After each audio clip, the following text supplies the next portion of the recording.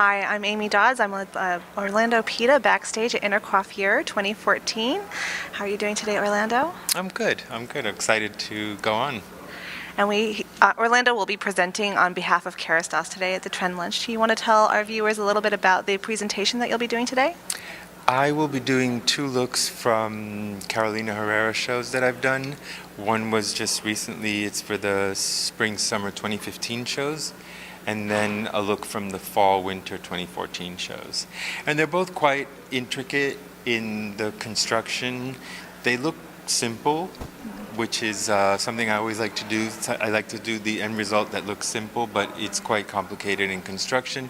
So I thought it would be a good way to show the hairdressers how to get these looks and then also get multiple use out of the different styling products of Kerastase, which really are important to make a hairstyle work. If your tools and your products aren't great, you just make your job a lot harder for yourself. Definitely.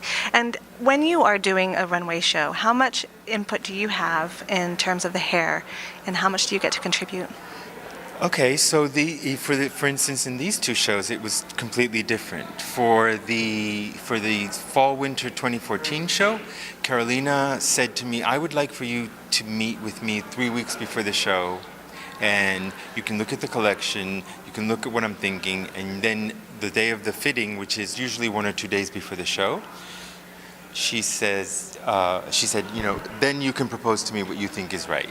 She had these hats that were a fez shape, so I thought to think up of a hairstyle that would fit really neatly under that hat.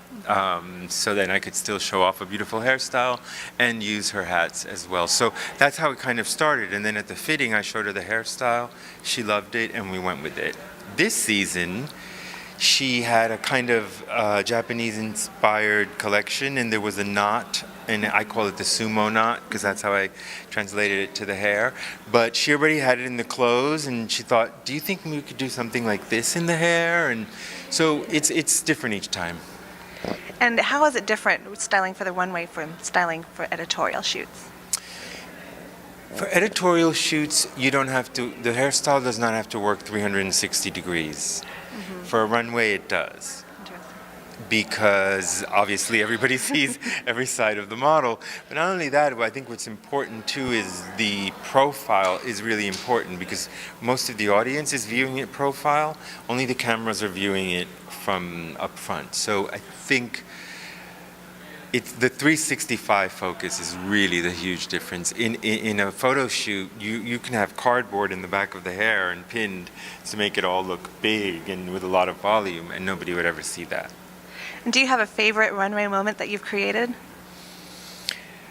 Oh, I try not to tend to think in favorites because I try to think that I haven't done my best work yet, and favorites tend to box you in, and I like to experience all kinds of hairdos and come up with all kind of things. So I don't have a favorite. There was a highlight moment of my career. I guess I did Yves Saint Laurent's last show, which was a 40-year retrospective couture show of his, and he had outfits from all 40 years of collections. It was 3.5 hours live on French TV. And it was 135 models, and there was Jerry Hall and Katusha and Amalia and all his favorites, and that was definitely a highlight of my career.